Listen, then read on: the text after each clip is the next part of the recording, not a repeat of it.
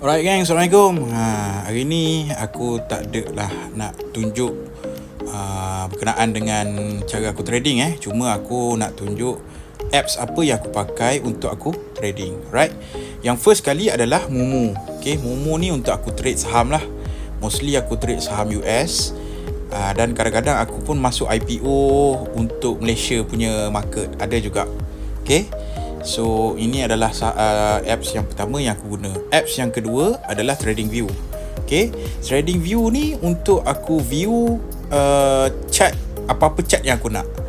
Seperti contoh chart saham ataupun chart FCPO. Even kalau currency pun boleh tengok juga dekat TradingView ni. Tapi aku tak trade lah currency.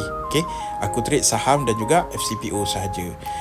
Cuma malangnya TradingView ni, kalau siapa-siapa yang baru buka, dia akan automatic jadi basic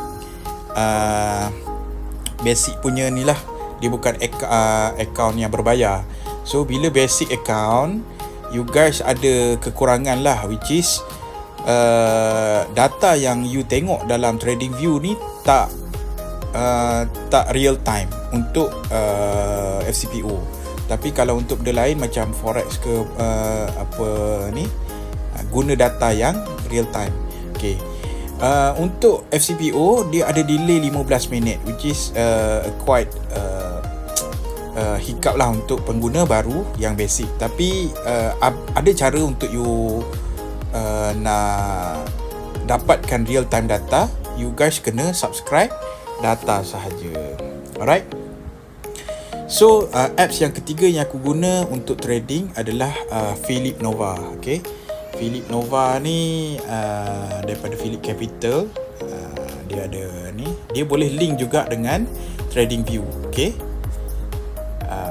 dia boleh link dengan TradingView. Cuma kalau you guys trade dekat Nova, tak ada delay 15 minit lah.